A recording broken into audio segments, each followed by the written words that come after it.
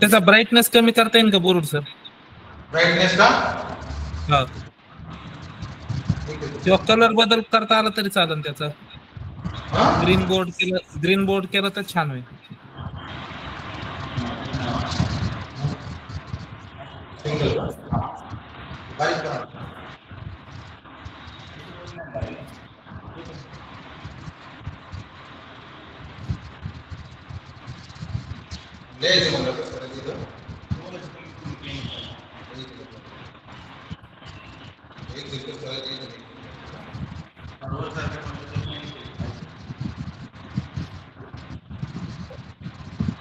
Okay, दिसतंय sir आता? हा दिसतंय, फक्त ब्राईटनेस कमी करता आला तर बरं होईल.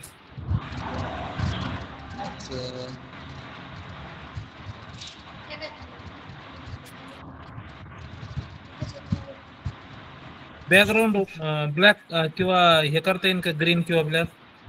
ओके ओके, झालं. ब्राईटनेस वाचतं आता पहा बरं. हा, आता जरा पहिल्यापेक्षा चांगलं वाटतं. ओके, लिहून पहा बरं थोडं.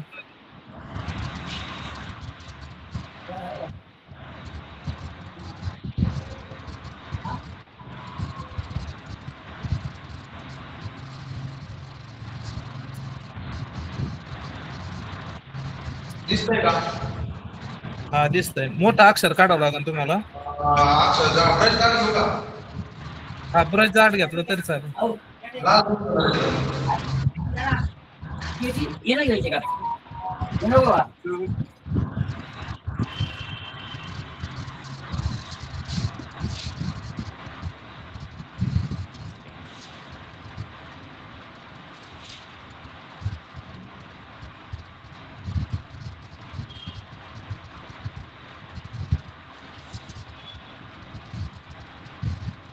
ओके,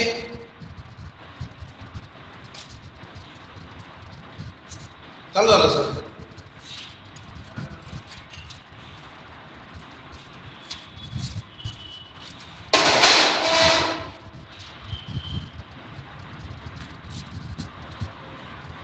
पिन केलंय का मला?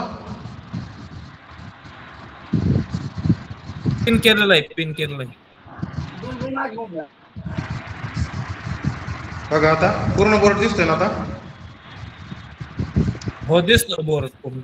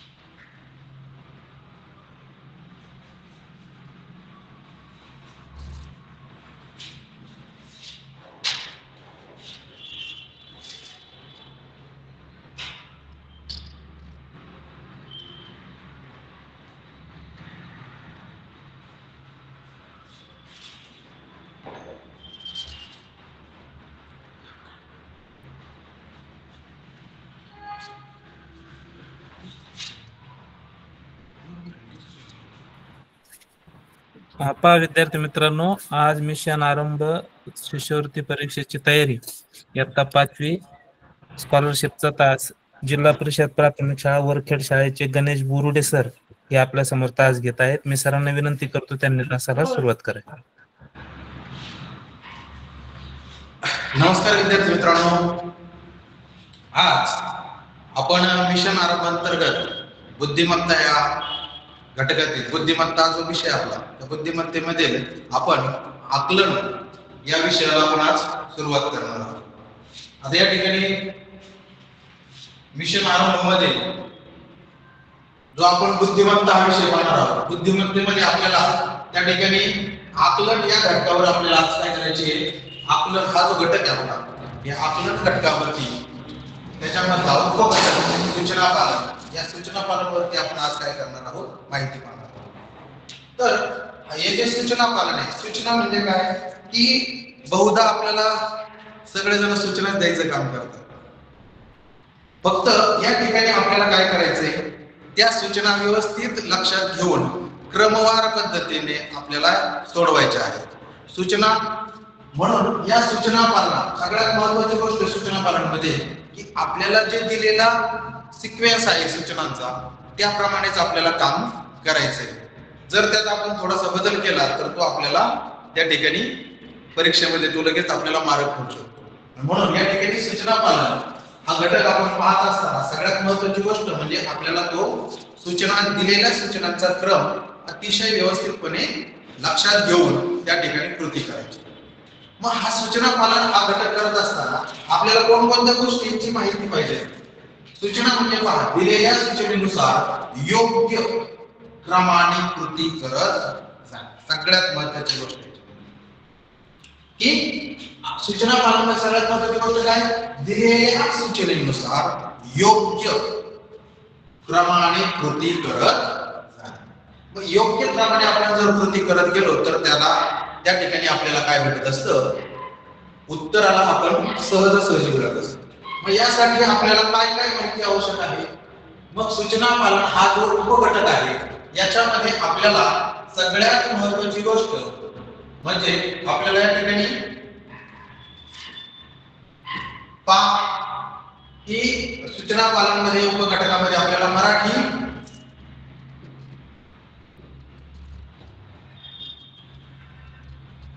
वर्णमाला आपल्याला माहिती पाहिजे.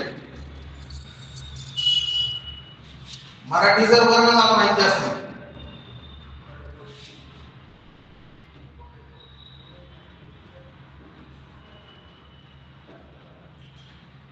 मराठी वर्णमाला त्याच्यामध्ये काय काय माहिती पाहिजे आपल्याला, स्वर, व्यंजन, जोडाक्षर, जोड शब्द. हालनाची गोष्ट बरं का, जोडाक्षरे, जोड शब्द, पर्यायी शब्द, प्रत्यय घटी शब्द, उपसर्गयुक्त शब्द, हे झालं आपल्याला वर्णमालेशी संबंधित आपल्याला माहिती. त्यानंतर मराठी व्याकरण, आपण जे व्याकरण अभ्यासलेलं आहे आतापर्यंत आपण प्रत्येकाने नाम, सर्वनाम, विशेषण, क्रियापद आणि त्याचबरोबर आपल्याला काळही त्या ठिकाणी आपल्याला माहिती पाहिजे. काळाची सुद्धा आपल्याला त्या ठिकाणी माहिती. सूचना पालन करत असताना आपल्याला या सगळ्या गोष्टी आपल्याला काय करायच्या आहे, लक्षात घ्यायच्या आहेत. त्यानंतर शब्द संपत्ती सगळ्यात महत्त्वाची गोष्ट आहे. शब्द संपत्ती, आपल्याकडे शब्द संपत्ती पाहिजे. मग त्यामध्ये कोणते पाहिजे, समानार्थी शब्द असतील, विरुद्धार्थी शब्द असतील, म्हणी, वाक्प्रचार, अर्थपूर्ण शब्द तयार करण्यासाठी त्या ठिकाणी या सगळ्या गोष्टी आपल्याला आवश्यक आहेत. समानार्थी शब्द आहेत, विरुद्धार्थी शब्द आहेत, म्हणी आहेत, वाक्प्रचार आहेत. हे आपलं 4थी पर्यंत, तिसरीला आपण मिशन आरंभ पाहिजे त्याच्यामध्ये आपल्याला याचा सर्व झालेला आहे. त्याचबरोबर 4थी मध्ये सुद्धा आपण या ठिकाणी म्हणी, वाक्प्रचार, विरुद्धार्थी शब्द, समानार्थी शब्द या सगळ्यांचा आपण त्या ठिकाणी काय केलेला आहे, अभ्यास केलेला आहे. परंतु अजूनही त्याच्यामध्ये आपल्याला नेहमी काय पाहिजे, एकदा एखादी गोष्ट वाचली ती आली म्हणजे तेवढ्यावरती ती राहत असते.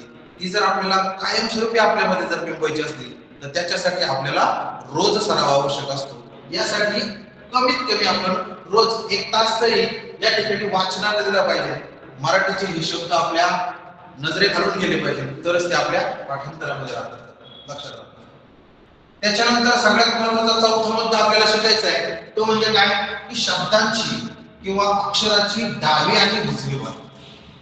बऱ्याचदा याच्यामध्ये आपल्याला गोंधळ होतो की शब्दाची डावी बाजू कोणती, उजवी बाजू कोणती, किंवा ओळीची किंवा अक्षराची डावी बाजू कोणती, उजवी बाजू कोणती, याच्याविषयी आपण या ठिकाणी माहिती घेणार आहोत. आणि त्यानंतर सूचनेनुसार विशिष्ट अक्षर किती वेळा येते ते मोजायचे. मग या ठिकाणी जे सूचना दिलेल्या आहेत त्यांनी त्या सूचनेनुसार ते अक्षर सांगतात की आपल्याला ते अक्षर मोजायचे. मग ते मोजत असताना काहीतरी अट लावतात, जसं सरळ सरळ देत नसतात. मग त्या ठिकाणी आपल्याला ती अट लक्षात घेऊन ते मोजता आले पाहिजे. असं या ठिकाणी आपण सर्व या ठिकाणी 5 मुद्द्यांच्या आधारे तो अभ्यास करणार आहोत. त्या ठिकाणी मराठी वर्णमालाबद्दल पाहणार आहोत, त्यानंतर मराठी व्याकरणातील आपण नामसर्वनाम पाहणार आहोत, त्या ठिकाणी शब्दसंपत्ती पाहणार आहोत आणि शब्दसंपत्ती बरोबर शब्दाची अक्षराची डावी किंवा उजवी बाजूही आपण या ठिकाणी घेणार आहोत. त्यानंतर सूचनेनुसार सुद्धा आपण त्या ठिकाणी विशिष्ट क्रम किती वेळा येतो तो आपण या ठिकाणी पाहणार आहोत. या ठिकाणी सगळ्यात महत्त्वाचं मी तुम्हाला म्हटलं मुळाक्षर. आता वर्णमाला ही जी आपण वर्णमाला पाहिली आपण, या वर्णमालेमध्ये सगळ्यात महत्त्वाची गोष्ट आहे स्वर. स्वर आपल्याला माहिती आहे तरी सुद्धा मी या ठिकाणी तुम्हाला परत एकदा सांगतोय की तुम्हाला लक्ष द्या. या ठिकाणी अ हा स्वर आहे. अ, आ, ई, उ, ऊ, ए, ऐ, ओ, औ, ए आणि अ हे नव्याने ऍड झालेले आहेत. ते इंग्लिश मधून आपल्याला या ठिकाणी आलेले आहेत, ए आणि अ. आणि त्याचबरोबर अन आणि आहा हे आपण स्वर पाहिलेले आहेत. आता आणखीन एक स्वर आहे तो सध्या आपल्या याच्यामध्ये नाहीये. 12 कडी 14 कडी मध्ये नाहीये. 12 कडी नाही, आता 14 कडी मध्ये. मग 14 कडी मध्ये रु हा स्वर नाहीये, परंतु रु हा स्वर होता. त्याचा वापर आपण पुढे करणार आहोत, तो तुमच्या लक्षात येईल. फक्त हा रु हा एक स्वर असतो, एक लक्षात ठेवा तुम्ही. मग आता आपण जे स्वर पाहिले त्याच्यामध्ये अ, आ, ई, उ, ए, ऐ, ओ, औ, ए, अ, अन, आहा हे आपण जे स्वर पाहिले याच्यामध्ये आणखी एक स्वर लक्षात ठेवायचा सांगितलेला आहे, तो तुम्हाला म्हणजे रु. हे जे हा स्वर आहे तो सुद्धा तुम्ही लक्षात ठेवा. यानंतर या स्वरानंतर आपण पाहणार आहोत या स्वरांचंही काम तुम्हाला सांगितलेलं आहे की अ चा काना आहे, आ चा काना आहे. त्यानंतर ई ची वेलांटी पहिली वेलांटी, ई ची दुसरी वेलांटी, ऱ्हस्व उकार, दीर्घ उकार, ए मात्रा, ऐ 2 मात्रे, काना 1 मात्रा ओचा आणि काना 2 मात्रे औ. त्याचबरोबर चंद्रवरती अवर चंद्र, तसं अक्षरावरती चंद्र ए, काना घेऊन चंद्र दिला आपण तर अ. आणि अनुस्वार हा सुद्धा आपल्याला लक्षात ठेवायचा आहे आणि विसर्ग. त्याचबरोबर हारूचा वापर आपण पुढे दाखवणार आहे तुम्हाला मी. यानंतर आपण स्वर पाहिले. स्वरानंतर आपल्याला सगळ्यात महत्त्वाची गोष्ट म्हणजे व्यंजन पाहिजे. या ठिकाणी व्यंजन पाहत असताना त्या ठिकाणी व्यंजन आहे, व्यंजन लिहिलेले आहेत.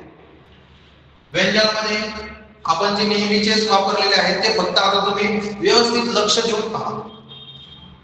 क, ख, ग, घ, ग वाङ्मयाचा ग आहे.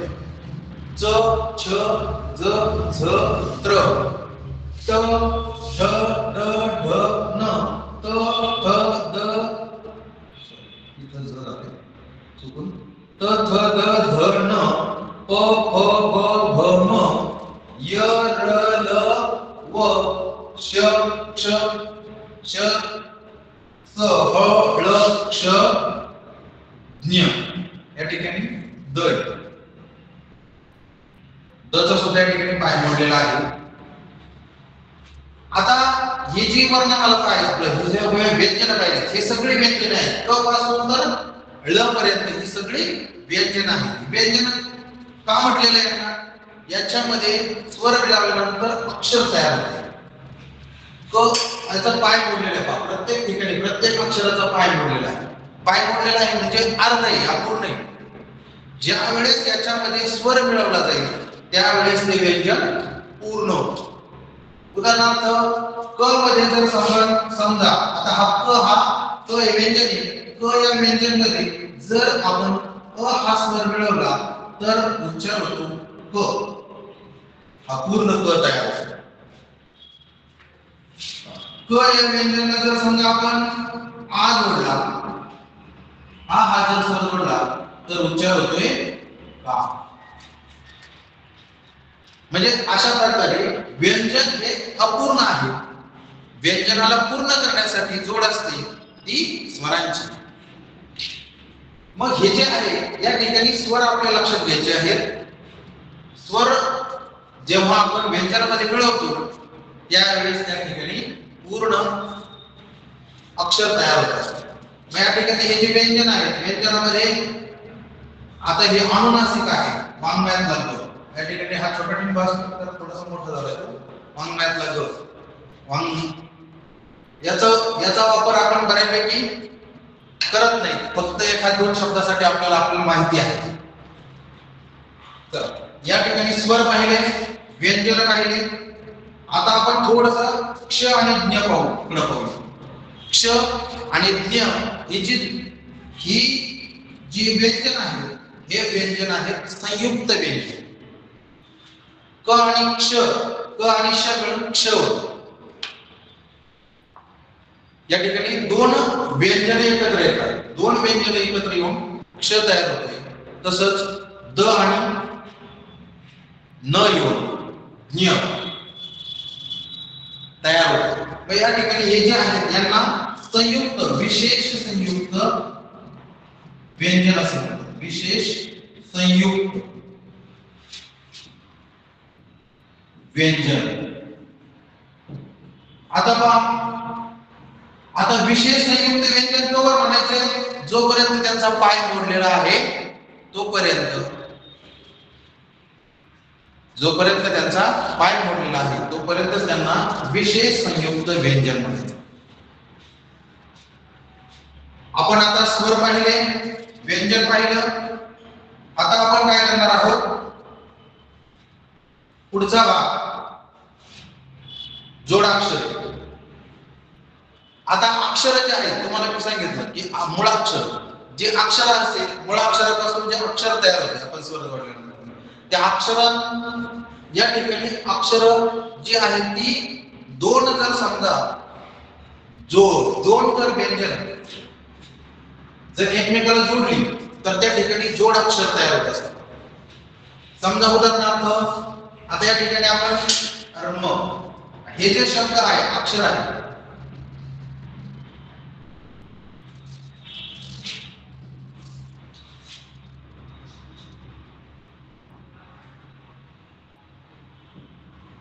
कर्म, अर्थ, पर्व हे जे शब्द आहेत या ठिकाणी काय झालेले पहा, हे रकारयुक्त जोडाक्षर आहे. उदाहरणार्थ काय? सर्व. मग या ठिकाणी काय झालेले आहे? सर्व हा शब्द कसा आहे? स. या ठिकाणी स अधिक अ झाला स, बरोबर. त्याच्यानंतर र आलेला आहे. रकारात वरचा जो र आलेला आहे तो अर्धा आलेला आहे. र नंतर लगेच स्वर आलाय का? नाही. तर काय आलाय? व. र ला व जोडलेला आहे आणि त्याच्यानंतर काय आलाय? स्वर आला. मग या ठिकाणी हे जे झालेलं आहे याला म्हणायचं जोडाक्षर. ज्या ठिकाणी दोन किंवा अधिक व्यंजने एकत्र येतात, दोन किंवा अधिक व्यंजन आणि स्वर एक स्वर एकत्र येतो त्यावेळेस त्या ठिकाणी जोडाक्षर तयार. जोड अक्षर आणि जोड शब्द याच्यामध्ये फरक. आपल्याला अक्षराला अक्षर ज्यावेळेस आपण जोडतो त्याला जोडाक्षर म्हणायचं. या ठिकाणी र ला व जसा जोडलेला आहे याला म्हणायचं जोड अक्षर. तसंच अर्थ मध्ये सुद्धा आहे अ अधिक र अधिक थ अधिक अ अर्थ. कर्म मध्ये सुद्धा आहे. ही जी शब्द आहे ज्या ठिकाणी रकार जोडलेला आहे ती सगळी काय आहे? जोडाक्षर आहे. ती सर्व काय आहे? जोडाक्षर आहे. त्यानंतर जो त्या ठिकाणी र आहे खालच्या साईडने जोडलेला असतो बघ, त्यामध्ये प्र, क्र, आता हा त्र आहे. त्र सुद्धा काय आहे ते व्यंजन नाही, तर तला त्या ठिकाणी काय केलेलं आहे, हा त आहे, या त मध्ये त्या ठिकाणी काय केलेलं आहे, र जोडलेला आहे आणि त्याच्यानंतर अ. मग याचा जे उच्चार आहे तो आपण असा करतो, त्र. त्र हे जोडाक्षर आहे. प्र प्र त्र हे काय आहे, ही सर्व जोडाक्षर आहे. उदाहरणार्थ मग जर समजा या ठिकाणी विचारलं तुम्हाला की प्रवास हा शब्द आहे, मग प्रवास या शब्दामध्ये किती जोडाक्षर आलेली आहेत, तर त्या ठिकाणी प्र हे मग त्या ठिकाणी काय आहे, एक जोडाक्षर आहे. लक्षात ठेवा, प्र हे जोडाक्षर आहे. विक्रम या ठिकाणी क्र हे सुद्धा काय आहे, जोडाक्षर आहे. आता या ठिकाणी तुम्ही कन्फ्युज न होता, त्र या ठिकाणी त्र त्या ठिकाणी ते जोडाक्षरच आहे हे लक्षात ठेवायचं. याला काय म्हणायचे, जोडाक्षर म्हणायचे. त्र हा काय आहे, जोडाक्षर.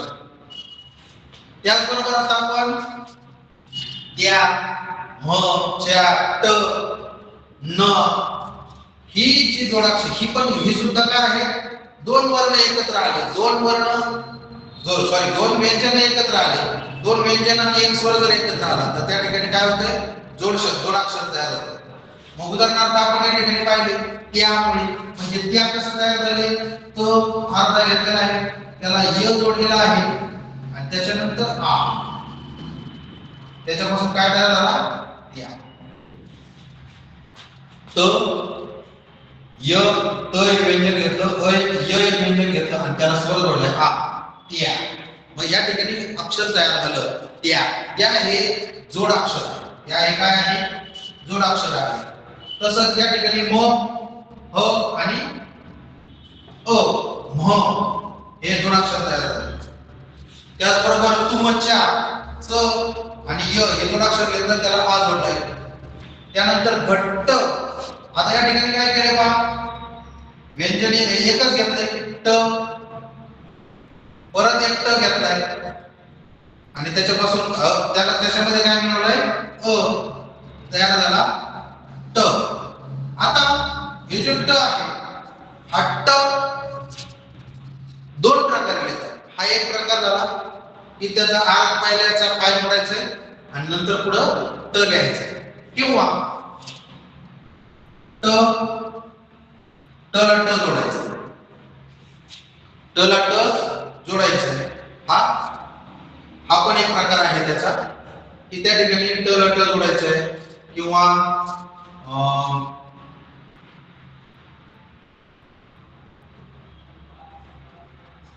न ला न जोडायचं, अन्ना.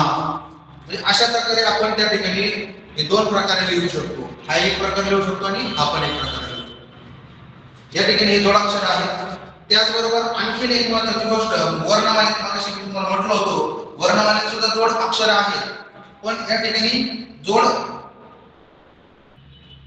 जोडाक्षर कधी होतील, ज्यावेळेस त्यांचा पाय मोडलेला नसेल. लक्षात ठेवायचं, ज्यावेळेस त्यांचा पाय मोडलेला नसेल त्यावेळेस ती काय आहे, जोडाक्षर आहे. मग या ठिकाणी क्ष हे जोडाक्षर आहे आणि ज्ञ सुद्धा हे काय आहे, एक जोडाक्षर आहे. कारण यांच्यामध्ये त्या ठिकाणी दोन व्यंजन आणि एक स्वर ज्यावेळेस मिळतो त्यावेळेस क्ष आणि ज्ञ तयार होतात. मग या ठिकाणी आपल्याला लक्षातच ठेवायचं की क्ष आणि ज्ञ ही जोडाक्षर आपल्याला आहेत. आता यानंतर आपण पुढे पाहूया. पूर्ण आपण काय पाहिलं, वर्ण पाहिले, स्वर पाहिला, स्वरानंतर आपण पाहिलं व्यंजन, व्यंजनानंतर आपण पाहिलं या ठिकाणी जोडाक्षर म्हणजे काय, जोडाक्षर कशी तयार होतात ते पाहिलेलं आहे. आता आपल्याला एक पुढे लक्षात ठेवायचे, नेहमी लक्षात ठेवा, हे तुम्हाला एक नेहमी लक्षात ठेवायचे काय, की क्रू, ब्रू, ट्रू, रू ही जी अक्षरे आहेत ही जोडाक्षरे नाही.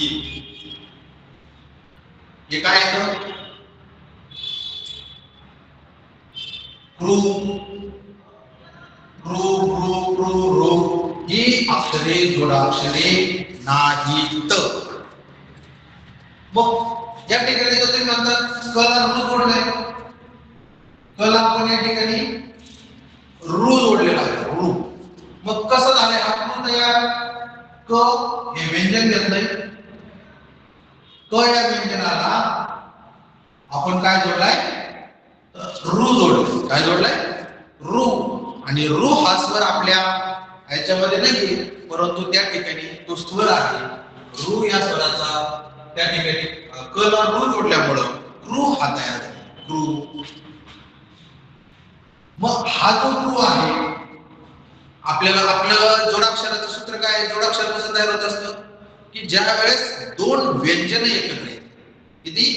दोन व्यंजन आणि एक स्वर. दोन व्यंजन आणि एक स्वर. या ठिकाणी मात्र काय झालेले आहे? हे एक व्यंजन आहे, बरोबर आहे, एकच व्यंजन आहे आणि त्याला जोडलेला काय आहे? तो स्वर आहे. आणि त्यामुळं लक्षात ठेवायचं हे नेहमी हे कायमस्वरूपी लक्षात ठेवा. रू हे जोडाक्षर आहे. रू रू रू हे जोडाक्षरे नाहीत. ही त्या ठिकाणी काय आहेत? तर ही अक्षरे आहेत, ती जोडाक्षरे नाही. मग उदाहरणार्थ आपण जर पाहिलं, समजा तुम्हाला त्या ठिकाणी प्रश्न आलाय की माझ्यावर देवाची कृपा झाली, यातलं जोडाक्षर किती? माझ्यावर. माझ्यावर म्हटल्यावर ज्या एक जोडाक्षर झालं, देवाची कृ. आता कृ आल्यानंतर कृ हे तुम्ही जोडाक्षरामध्ये धरा तर त्या ठिकाणी तुम्ही 100% चुकलेला. कृ हे जोडाक्षर नाही. कृ हे अजिबात जोडाक्षरामध्ये त्याला आपण मोजायचं नाही. कारण काय? तर क ला त्या ठिकाणी रू हा स्वर जोडलेला आहे, हे लक्षात ठेवायचं. कारण तो आपल्या याच्यामध्ये तो 14 कडीमध्ये येत नाही, परंतु तो आहे त्या ठिकाणी. तो लक्षात ठेवून माझ्यावर देवाची कृपा झाली म्हणजे साधारणतः एकच त्या ठिकाणी जोडाक्षर आहे. तुम्हाला पर्याय त्या ठिकाणी भरपूर दिलेला आहे. मग तसंच या ठिकाणी वृत्ती. वृत्तीमध्ये रू हे जोडाक्षर नाहीये. तला त जोडलेला आहे, बरोबर आहे. तला त जोडलाय आणि त्याला ई जोडलाय. त्याला काय जोडलाय? ई जोडलाय.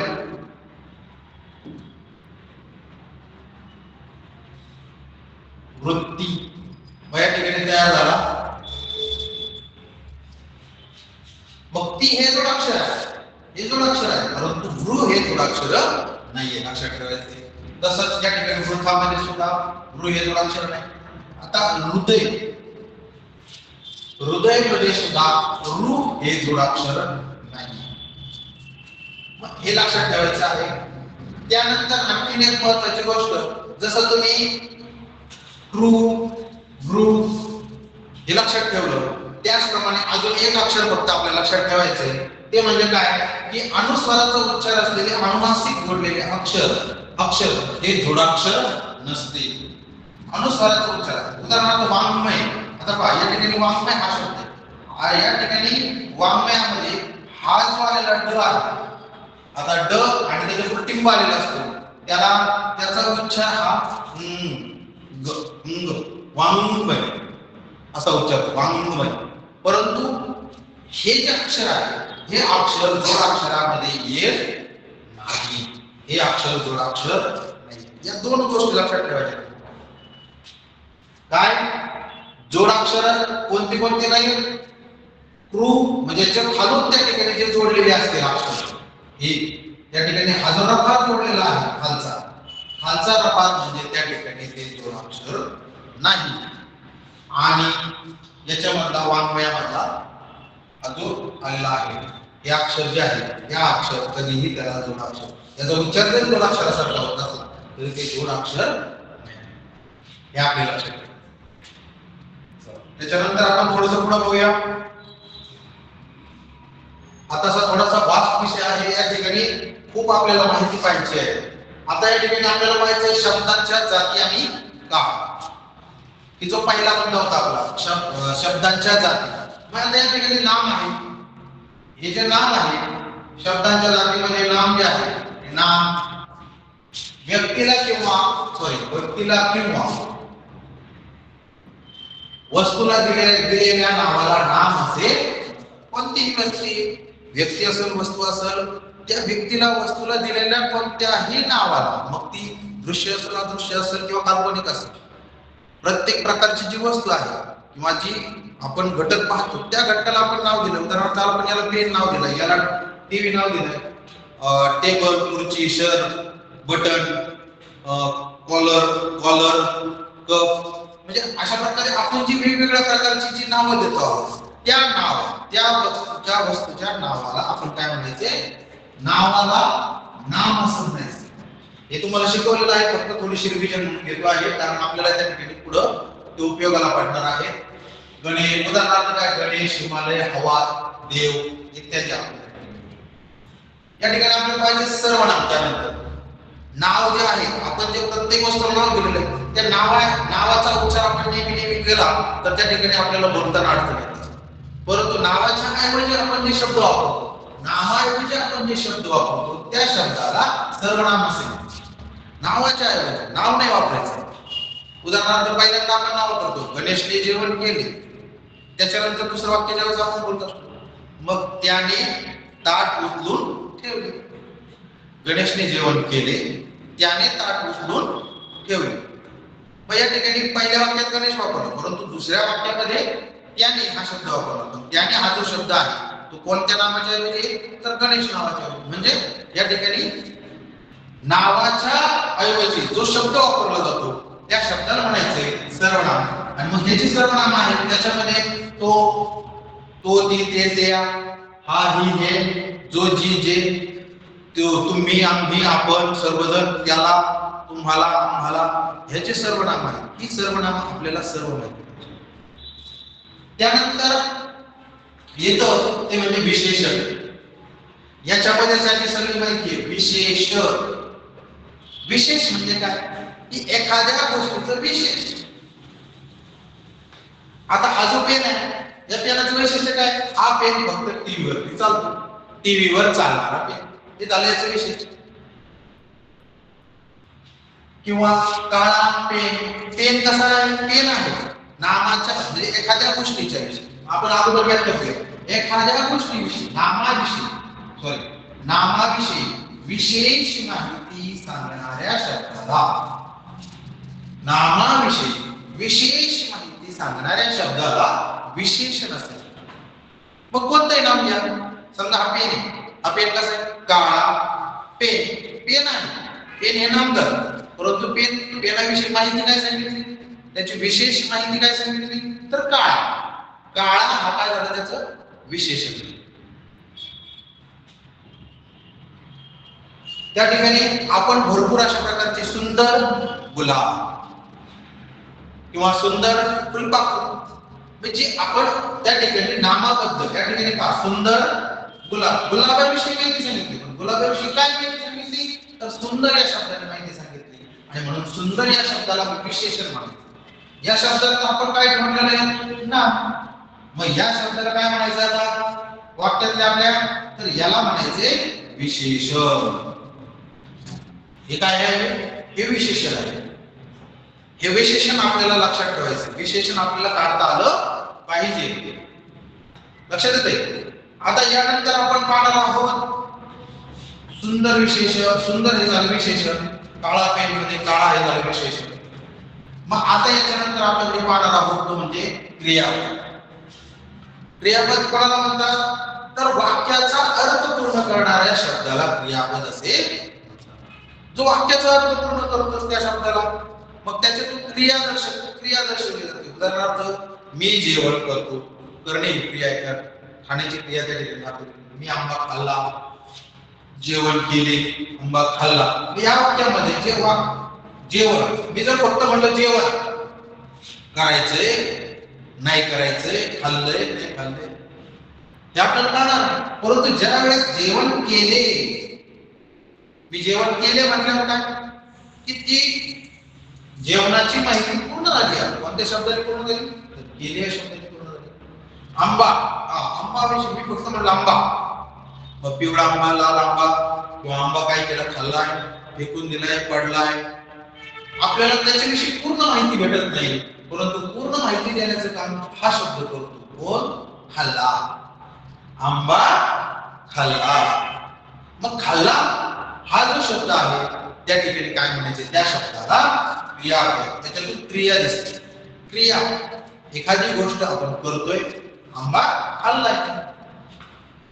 मग आता ज्या वेळेस आपण हे क्रियापद पाहिले, या क्रियापदामध्ये सगळ्यात महत्त्वाची गोष्ट आहे क्रियापदावरूनच काय ठरवलं. या क्रियापदावरूनच काय ठरवलं. उदाहरणार्थ आपण पाहिलं जेवण केले. मी जेवण केले. केले म्हणजे भूतकाळ. मी जेवण करतो आहे. करतो आहे म्हणजे त्या ठिकाणी वर्तमान काळ आहे. आणि मी जेवण करणार आहे. आत्ताच नाही हो, मी जेवण करणार आहे म्हणजे भविष्यात मी जेवण करणार. म्हणजे या ठिकाणी आपल्याला जे काळ शोधायचे त्याच्यामध्ये आहे वर्तमान काळ, भूतकाळ आणि भविष्य. हे तीन काळ आपल्याला लक्षात ठेवायचे. तीन काळ लक्षात ठेवत असताना त्या तीन काळामध्ये जे क्रियापद आहे त्या क्रियापदाचे रूप सुद्धा आपल्याला लक्षात ठेवायचे. कारण याच्यावरती प्रश्न विचारले जाऊ शकतात. जातातच की समजा त्या ठिकाणी आपल्याला असे 10-12 क्रियापद देते. 10-12 क्रियापद देते आणि त्या क्रियापदामधून म्हणतील वर्तमान काळी क्रियापद किती, भूतकाळी क्रियापद किती, त्यांच्यातला फरक किती, अशा प्रकारे आपल्याला प्रश्न विचारू शकतात. म्हणून यासाठी आपल्याला या सर्व गोष्टी माहिती पाहिजे. आपल्याला नाम माहिती पाहिजे, सर्वनाम माहिती पाहिजे, विशेषण माहिती पाहिजे आणि त्याचबरोबर क्रियापद माहिती पाहिजे. आणि क्रियापदानुसार त्या ठिकाणी आपल्याला काळ देखील आपल्या लक्षात आपल्याला पाहिजे. हे झालेलं आहे तुमचं, परंतु त्याला आता किती 4-5 महिने झाले, थोडीशी जरा रिव्हिजन झाली पाहिजे. म्हणून या ठिकाणी हे जरा थोडंसं डीप मध्ये घ्यायचं आहे. चला पुढे. यानंतर आपण पाहणार आहोत शब्द संपत्ती. आता हा सगळ्यात महत्त्वाचा घटक आहे. आता शब्द संपत्ती पहा. संपत्ती या शब्दाचं सगळं आलेलं आहे. ही संपत्ती कधी होते तयार? की आज गेला मी कामाला लगेच माझ्या 100 रुपये आले की माझी संपत्ती झाली नाही. संपत्ती तयार होण्यासाठी खूप वेळ लागतो. त्या ठिकाणी ती गोळा करावी लागते. थेंबाने ती गोळा होत असते. थेंबे थेंबे तळे साचे आपण जी म्हण ऐकलेली, म्हण आपण जी वाचलेली होती, त्याच्यानुसार ती संपत्ती गोळा होत असते. मग ही संपत्ती गोळा होण्यासाठी तुम्हाला त्या ठिकाणी काय करावं लागतं की एकदाच गेले आणि एवढे मोठे शब्द वाचून काढले ते लक्षात राहिले अजिबात असते. तर ही शब्द संपत्ती वाढवण्यासाठी त्यासाठी आपल्याला वेगवेगळ्या गोष्टी हाताळाव्या लागत असतात. आपल्या शाळेची पुस्तकं असतात, पुस्तकाबरोबर वाचनालयातील आपल्या गोष्टीची पुस्तकं असतात, पेपर असते, बाहेर पडणारे बाहेर आपण जे घराच्या बाहेर पडल्यानंतर आपल्याला जे वेगवेगळ्या प्रकारचे बॅनर, बोर्ड, त्या ठिकाणी पाट्या वगैरे दिसतात, त्या सगळ्या आपण वाचल्या पाहिजे. आणि त्यातून आपल्याला त्या ठिकाणी शब्द संपत्ती भेटत असते. ही झाली वाचिक संपत्ती. बोलण्यातून सुद्धा आपल्याला वेगवेगळ्या प्रकारची संपत्ती भेटत असते. आपल्या बरोबर बोलणं, आपल्या मित्रांबरोबर बोलणं, आपल्या आईवडिलांबरोबर बोलणं, एखाद्या शिक्षक भेटले शिक्षकांबरोबर बोलणं, गावातील परिसरामध्ये बाजारात गेले बाजारातील व्यापाऱ्यांबरोबर किंवा त्या ठिकाणी विक्रेत्यांबरोबर आपलं जे संभाषण असतं त्याच्यातून सुद्धा आपली संपत्ती तयार होत असते. मग ही शब्द संपत्ती तयार आहे. शब्द संपत्ती आपली ही तयार झाली पाहिजे. यासाठी आपण नेहमी त्या ठिकाणी वाचन केलं पाहिजे, त्याचबरोबर बोललंही पाहिजे. मग या ठिकाणी त्या संपत्तीमध्ये आपल्याला सगळ्यात महत्वाची गोष्ट आहे म्हणी पाहिजे, माहिती पाहिजे. म्हणी आहेत वेगवेगळ्या प्रकारच्या, जे की आपण मागच्या वर्षी अभ्यासल्या. म्हणी वाक्प्रचार असतील, वाक्प्रचार असतील, समानार्थी शब्द आहेत, विरुद्धार्थी शब्द आहेत. आता त्याचबरोबर गरदर्शक शब्द, विरुद्धदर्शक शब्द, त्यानंतर एक वचन, अनेक वचन, त्याच्यानंतर भरपूर अशा गोष्टी आहेत, समूहदर्शक शब्द, त्याच्यानंतर अलंकारिक शब्द. अशा प्रकारची वेगवेगळ्या प्रकारची जी शब्द संपत्ती आहे ती शब्द संपत्ती आपल्याला त्या ठिकाणी वाचनातून आणि काही प्रत्यक्ष याच्यातून आपल्याला ती मिळवायची आहे. आणि त्याचा वापर तुम्हाला या ठिकाणी प्रश्न सोडवण्यासाठी नक्की होता. तुम्हाला आता या ठिकाणी असा एक प्रश्न येईल पुढं, त्या तुमच्या वाचनातच आलेला नाही, आलेलं नसेल, मग तुम्हाला त्यावेळेस शब्द संपत्ती मी तुम्हाला दाखवतो. शब्द संपत्ती त्यानंतर अक्षराचा क्रम जोडून अर्थपूर्ण शब्द बनवणं, याच्यासाठी सुद्धा तुम्हाला त्या ठिकाणी शब्द संपत्ती अतिशय गरजेची. वेगवेगळ्या प्रकारचे शब्द असतात, वेगवेगळ्या प्रकारचे आपल्याला शब्द काय करतात, त्या ठिकाणी वेगवेगळे करून टाकतात. कोड करून देतात ते म्हणतात त्याच्यापासून एक शब्द बनवा, वेगवेगळे अक्षर करतात, अक्षरापासून एक अर्थ करून शब्द बनवा आणि त्यातला मधला अक्षर सांगा. अशा प्रकारचे आपल्याला या ठिकाणी प्रश्न येतात. मग अशा वेळेस आपल्याला फक्त समोर दिलेलं आहे, फक्त ते आपल्याला जुळवत असताना आपण वाचलेली, ऐकलेली, लक्षात ठेवलेली जी संपत्ती आहे ती नेहमी आपल्याला या ठिकाणी कामाला. मग आता याच्यानंतर आपण पाहूया पुढचा घटक, शब्द संपत्ती झाली. आता सगळ्यात महत्त्वाची गोष्ट म्हणजे उजवी आणि डावी बाजू. उजवी आणि डावी बाजू. आता बऱ्याच वेळा गोंधळ होतो या ठिकाणी उजवी बाजू कोणती आणि डावी बाजू कोणती. मग याच्यासाठी आपण एकच लक्षात ठेवायचं की मी आता आपण फळ्यावरती लिहितो, जसं आपण फळ्यावरती लिहिलं, फळ्यावरती लिहित असताना या ठिकाणी काय करत असतो पहा, आपलं तोंड हे फळ्याकडे असतं किंवा वहीकडे असतं पहा. आपलं तोंड वहीकडे आहे, वहीकडे असल्यानंतर सगळ्यात महत्त्वाची गोष्ट जो आपला डावा हात आहे, जो आपला डावा हात आहे तिकडून अशी आपली डावी बाजू, तिकडून काय झाली ही डावी बाजू, जिकडे आपला उजवा हात आहे हा माझा उजवा हात लिहिण्याचा, उजवी बाजू ही झाली उजवी बाजू,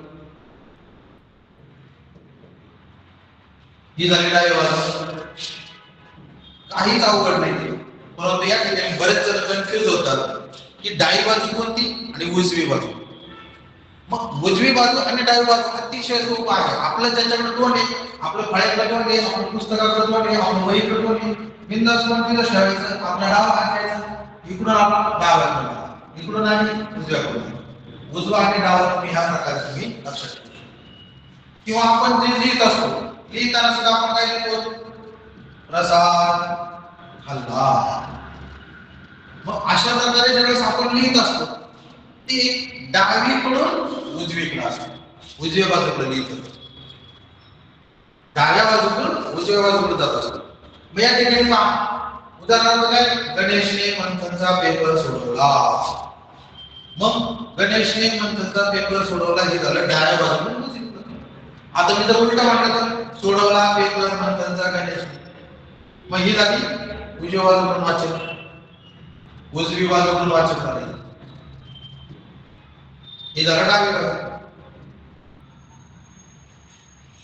लक्षात येते, इकडून ज्यावेळेस आपण इकडे जातो मग हा आपला डावा हात आहे, डाव्या बाजूकडून जर इकडे आलो तर डावीकडून उजवीकडून, आणि जर हा आपला उजवा हात जर इकडून जात आला तर उजवीकडून डावी. हे लक्षात ठेवायचं. उजवा आणि डावं अजिबात अवघड नाहीये, फक्त थोड्याशा ट्रिक्सने आपल्याला लक्षात ठेवायचं. त्याच्यानंतर आणखी एक महत्त्वाची गोष्ट आहे, शब्दाची डावी किंवा उजवी बाजू. आता आपल्याला काय करायचंय, शब्दाची डावी किंवा उजवी बाजू. मग हा जो शब्द आहे, उदाहरणार्थ र हा शब्द घेऊया आपण. या ठिकाणी दिलेलं दिसते च क र प न ल प, याच्यामध्ये काय न र हा शब्द आहे. मग र या शब्दाची डावी बाजू कोणती आणि उजवी बाजू कोणती, तर याच्यामध्ये आपण कन्फ्युज होत नाही. जसं आपण उभे आहे तसंच आपण म्हणजे र आहे, आपण म्हणजे काय र आहे, आपण पेपरकडे पाहायचं, हा हात म्हणजे डावा हात, रचा ही बाजू, रची ही बाजू म्हणजे डावी बाजू, आणि हा हात म्हणजे जसं आपला उजवा हात तसंच ही बाजू म्हणजे त्याची उजवी बाजू आणि ही बाजू त्याची डावी बाजू. खूप सोपं आहे. र म्हणजे जसं काय आपणच आहे, हा डावा हात हा उजवा हात. या ठिकाणी आपण जसं उभे आहोत तसंच त्या ठिकाणी र हा अक्षर म्हणजे आपण आहोत. मग आपल्या डाव्या हाताला मय गय सय, आपल्या उजव्या हाताला नय नय बय. हे आपल्याला हे फक्त डावी बाजू आणि उजवी बाजू लक्षात ठेवायची. परत एकदा नीट लक्ष द्या, ज्यावेळेस आपण समोर पेपर उभा करून आहोत, ही आपला डावा हात म्हणजे डावी बाजू, इकडून जर इकडे गेलो तर डावीकडून उजवीकडून, हा हात उजवा म्हणजे उजवा बाजू, उजव्या बाजूकडून आपण डावीकडे वाचन केलो तर त्या ठिकाणी उजवीकडून डावीकडे. अक्षराच्या बाबतीत जर ठरवलं तर अक्षर म्हणजे आपण लिहायचं, आपलं तोंड त्याच्याकडे आहे, आपला जो हात डावा तीच त्याची डावी बाजू, आपला जो हात उजवा तीच त्याची उजवी बाजू. थोडं लक्षात ठेवायचं डावी आणि उजवी. त्यानंतर आपण पुढचं पाहणार आहोत 40 झाले. अजून आपण प्रश्नाला सुरुवात केली नाही. हा ठीक आहे, चला आता आपण आलेलो आहोत प्रश्नातच खूप सोपं आहे. पहिला प्रश्न आपण या ठिकाणी वाचतो आहोत. काय आहे की श न द न य ध ध य ब न ध न. अरे बाप लय मोठी अक्षर मला दिलेली आहे. पण अजिबात घाबरायचं. किती मोठी अक्षरमाला, त्यांचं काम आहे द्यायचं काम, आपलं काम आहे वाचायचं. मग काय सांगितलं त्यांनी, आपण जे अक्षरमाला पाहिली अक्षरमालेत त्यांनी प्रश्न काय सांगितलं पहा. मी तुम्हाला नेहमी सांगितलेले की आपल्याला फक्त एकच काम करायचं. त्यांनी सांगितलेली सूचना आहे ऍज इट इज आपल्याला फॉलो करायची. म्हणजे जशी सांगितली तशी आपल्याला काय करायची आहे,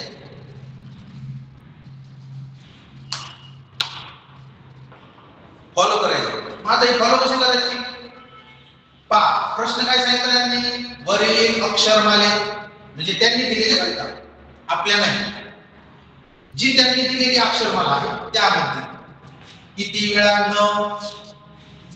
न आहे का, आहे भरपूर ठिकाणी आहे. न अक्षराच्या लगत य हे अक्षर आले आहे. आता हे हा शब्द महत्वाचा आहे. या ठिकाणी काय म्हटले, लगत. लगत हा शब्द आपल्याला शब्द संपत्तीमध्ये, मग हा शब्द संपत्तीमध्ये हा स्टार करून ठेवायचा आहे. लगत, अजून भरपूर शब्द सांगणार आहे त्यापैकी लगत हा एक लक्षात. लगत हा शब्द तुम्हाला नेहमी बुद्धिमत्तेमध्ये वापरतो. लगत म्हणजे काय, एकदम खेटून, एकदम खेटून, लांब खेटून, जो आपल्याला एकदम चिटकून असतो त्याला म्हणायचे लगत. मग न या अक्षराच्या जवळ य, आता इथं न आहे परंतु य आहे का नाही, मग हे घ्यायचं नाही. इथं न आहे, य आहे, परंतु न हा अनुनासिका मधला आहे. न असा भाग या ठिकाणी हा न चालणार नाही, य चालणार. हो इथं आहे न, त्या जवळ लगत य आहे. त्यांनी हे सांगितलं नाही कोणत्या बाजूला, डाव्या बाजूला नाही, उजव्या बाजूला नाही, कोणत्या बाजूला असं ते जरी आहे ना लगत, ओके. एक पुढे आहे का नाही, न न ल य न य न य नाही, य न याच्या जवळ ना आहे बरोबर. आता इथं पण आहे पहा न आणि इथं दोन भेटले. इथं न च्या अगोदर इकडं एक भेटला आणि न च्या नंतर एक भेटला, या ठिकाणी दोन झाले. पुढे आहे बघूया, न च्या नंतर नाही, न च्या नंतर इथपर्यंत दाखवली हे वर्णमाला. मग या वर्णमालेत किती भेटले आपल्याला, ही एक जोडी भेटली, ही एक जोडी भेटली आणि तिसरी जोडी भेटली, तीनच जोड्या भेटल्या. मग आपल्याला काय सांगितलं होतं, यांनी तीन जोडे. मग पर्याय क्रमांक झाला आपलं उत्तर 3. हा पर्याय क्रमांक तुम्हाला त्या ठिकाणी काढावा. या ठिकाणी लक्षात ठेवायचं, लगत हा शब्द आपल्याला लक्षात ठेवायचा. लगत हा शब्द आपल्या शब्द संपत्तीमध्ये वाढवायचा आहे.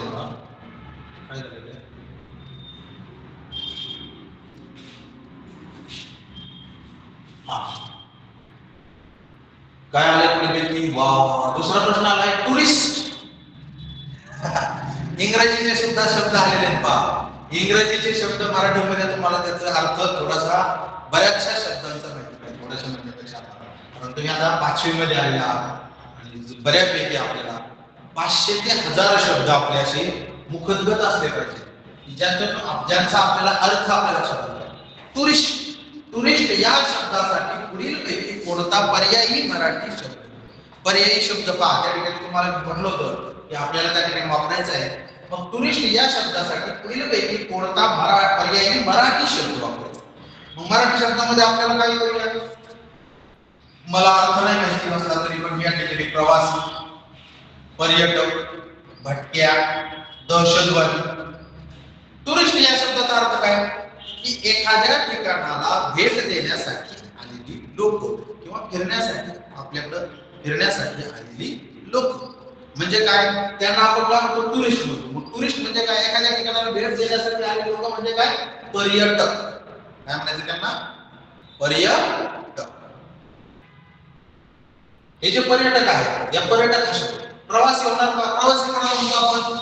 की जो एका ठिकाणाहून दुसऱ्या ठिकाणी जातो. मग तो पाहिलंच याची काही गॅरंटी नाही, परंतु त्याला काय करायचंय? उदाहरणार्थ नगरवरून पुण्याला जायचं, तो झाला प्रवासी जाणार. परंतु पर्यटक नगरमध्ये स्पेशल आपला भोपळचा किल्ला असेल, त्या ठिकाणी आपल्या अकोल्यामध्ये सांदन व्हॅली असेल, तुळसवाईचं डोंगर असेल, अशा ठिकाणी फिरायला आलेला जो माणूस आहे त्याला आपण टुरिस्ट म्हणतो. टुरिस्ट म्हणजेच पर्यटक. भटके म्हणजे काय? भटके म्हणजे काय? इकडून तिकडे नुसतं भटकत राहणे, ज्याचा कोणत्याही प्रकारचा त्या ठिकाणी हे न ठेवता आलेले फिरणारे लोक, जे आपण भटके कुत्रे म्हणतो. त्यांचा कुत्रे जे असतात ते बऱ्यापैकी असे भटकत असतात, त्यांचा उद्देश काही नसतो फिरणं. परंतु इथे पर्यटक असतात, त्यांचं पर्यटकांचं पर्यटक म्हणजे त्या ठिकाणी असणारी नैसर्गिक सौंदर्य असते, त्या ठिकाणी ऐतिहासिक ठिकाण असतात, किंवा आणखीन देव असतील, किंवा आणखी त्या ठिकाणी प्रेक्षणीय स्थळ असतील, त्या ठिकाणी पाहायला येणारे जी लोक आहेत त्यांना पर्यटक म्हणतात. त्यानंतर आपण तिसरा पाहूया. काय आला प्रश्न? वा. क्रिया विशेषण दर्शक या शब्दातील मध्यभागी असणाऱ्या अक्षराच्या डावीकडील तिसरे अक्षर कोणते? बापरे. पहा, तुम्हाला म्हटलं होतं उजव्या आणि डाव्या बाजू तुम्हाला लक्षात ठेवायची आहे. काय सांगितलं त्यांनी? किंवा क्रिया विशेषण दर्शक या शब्दातील मध्यभागी असणाऱ्या अक्षराच्या डावीकडील तिसरे अक्षर. मग आपण बघूया मध्यभागी कोणतं अक्षर येते? मोजूया. 1 2 3 4 5 6 7 8 9. मध्यभागी कोणतं आलंय? इकडून 4 सोडा, इकडून 4 सोडा. मग श मध्यभागी. शच्या पुढे सांगितलंय डावीकडे. मग आपली शची डावी बाजू कोणती आहे? मगाशी मी सांगितलं जसं आपण करायचं ना, आपण म्हणजे श आपली डावी बाजू म्हणजे शची डावी बाजू, मग शची डावी बाजू त्या बाजूला आपण करायचं. मग शे वी आणि तिसरा अक्षर या. तिसरा अक्षर काय आहे? या. आपल्याला भेटले. हा पहिलाच पर्याय. आपल्याला पर्यायाकडे पाहायची गरज पडत नाही. ज्या वेळेस आपण दिलेल्या सूचना, लक्षात ठेवा, दिलेल्या सूचना आपण ज्या वेळेस त्या ठिकाणी योग्य प्रकारे क्रमाने सोडवत जातो, त्यावेळेस आपल्याला पर्याय सुद्धा न जाता अतिशय ठामपणे आपल्याला उत्तर भेटते. त्या ठिकाणी या आपल्या घटकाचं नाव असते की सूचना पालन. ज्या दिलेल्या सूचना आहेत, आपल्याला ज्या सूचना दिलेल्या असतात त्या सूचनांचं आपण जर योग्य प्रकारे पालन केलं तरच त्या ठिकाणी आपल्याला अतिशय छान असे मार्क आपल्याला या ठिकाणी मिळू शकतात. आता या ठिकाणी आपण पाहणार आहोत चौथा प्रश्न. श्रीकृष्ण भक्त मीराबाई त्याच्या प्रेमात अखंड बुडून गेली. या वाक्यात किती जोडाक्षरे आली आहेत? आपल्याला प्रश्न आलाच पहा जोडाक्षराविषयी. मग जोडाक्षर कसे बनतात? आपलं नेहमी सूत्र आहे 2 व्यंजन पाहिजे, कमीत कमी 2 व्यंजन आणि 1 स्वर. ज्यावेळेस 2 व्यंजन आलेले असतील त्यावेळेस त्याला 2 व्यंजन आणि 1 स्वर आलेला असेल त्याला जोडाक्षर म्हणायचे. मग तेच आपण या ठिकाणी सूत्र वापरणार आहोत. मग या ठिकाणी पहा, पहिला आले श्रव. पहिलं काय आलं या ठिकाणी? श्रव. श्र हे जोडाक्षर आहे. त्याच्यानंतर कृ. आता सांगा कृ. कृ हे जोडाक्षर आहे का? नाही. कृ हे जोडाक्षर नाहीये. मी तुम्हाला मगाशी सांगितलं होतं की त्या ठिकाणी काय आहे? क ला रू जोडलेला आहे, म्हणून रू हा काय आहे? स्वर आहे. आणि क हे काय? व्यंजन. 1 स्वर आणि 1 व्यंजन जर असेल तर ते जोडाक्षर होत नाही. जोडाक्षर होण्यासाठी किती व्यंजन लागतात? कमीत कमी 2 व्यंजन लागतात. 2 व्यंजन आले त्यात नाही, म्हणजे कृ हे जोडाक्षर नाही आहे. त्याच्यानंतर श्न. इथं आहे शलाला जोडलाय. पुढं काय? भक्त. गलत जोडलाय. इथे एक जोडाक्षर आहे. त्यानंतर मीराबाई. या हे जोडाक्षर आहे. च्या हे सुद्धा एक जोडाक्षर आहे. पुढं प्रे. प्रे मध्ये प आणि र आलाय, त्याच्यावरती त्याला ए जोडलाय, म्हणजे झालाय प्रे. हे सुद्धा एक काय आहे? जोडाक्षर आहे. प आधी र आधी ए, बरोबर प्रे. मग हे सुद्धा एक जोडाक्षर झालं. पुढे आहे का नाही. मग आपल्याला किती जोडाक्षर भेटली? 1 2 3 4 5 6. ही जी 6 आहे पर्याय क्रमांक 2. आता आणखी एक महत्त्वाची गोष्ट की तुम्हाला जी प्रश्नपत्रिका दिलेली असते या प्रश्नपत्रिकेवरती तुम्ही अशा प्रकारे खुणा करताना अजिबात लागू व्हायचं नाहीये. कारण त्या ठिकाणी तुम्हाला ते कच्चं काम करावंच लागणार आहे. मग असं याच्यामध्ये करू का नको करू हा विचार करत असेल 100% त्याच्यावरतीच आपल्याला कच्चं काम करायचं. कच्चं काम करून आपल्याला त्या ठिकाणी उत्तर मिळतं. या ठिकाणी कच्च्या कामामध्ये गणितामध्ये थोडंसं बुद्धिमत्तेमध्ये सुद्धा कच्च्या कामाला अतिशय महत्वाची किंमत असते. कच्चं काम केलं तरच तुम्हाला त्या ठिकाणी काय होणार आहे खूप प्रश्न चांगल्या प्रकारे सोडवता येतील. आपण काय करतो ते लक्षात राहील. यानंतर आपण पुढचा पाहूया प्रश्न. जननी ही गरज शोधाची आहे या शब्दापासून एक म्हण तयार करा. अरे म्हणाली तुम्हाला मी म्हटलं होतं म्हण पाहिजे पाठांतर, म्हण आहे पाठांतर केली तुम्ही पाहिजे.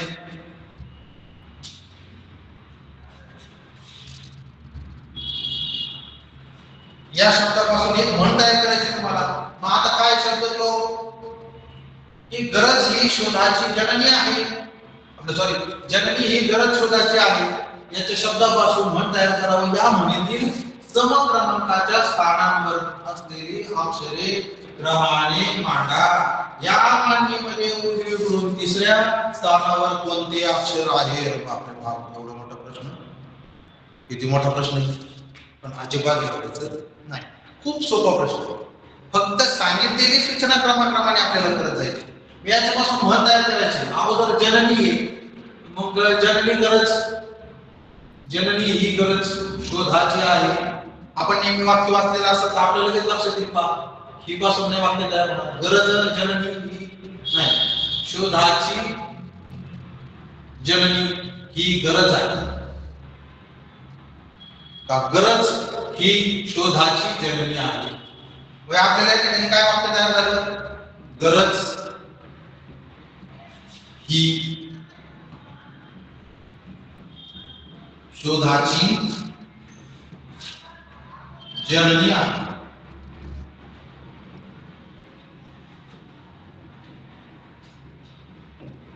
आता या ठिकाणी गरज ही शोधाची जननी आहे हे आपण काढले, वाक्य तयार केलं, म्हण तयार केली. मग आता ही म्हण तयार झाली, आपलं पहिलं काम संपलं पहा. ही म्हण तयार करा, इथपर्यंत आपलं काम संपलं. आता याचं पुढचं वाक्य तयार झालं, सुरू झालं काय?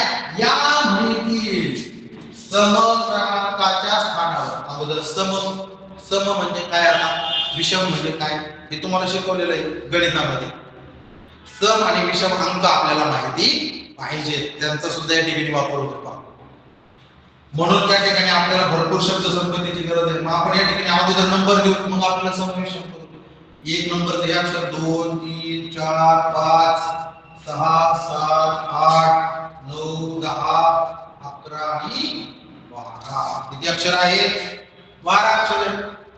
मग 12 अक्षरामध्ये काय सांगितलं? मी फक्त सम घ्या. मग काय सम कोणते? 2 नंबरचा अक्षर आहे र. त्याच्यानंतर हे सम अक्षर आहे.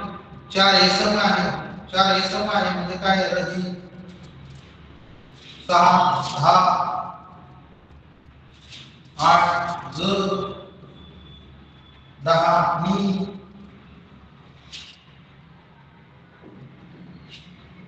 त्याच्यानंतर 12 आहे हे.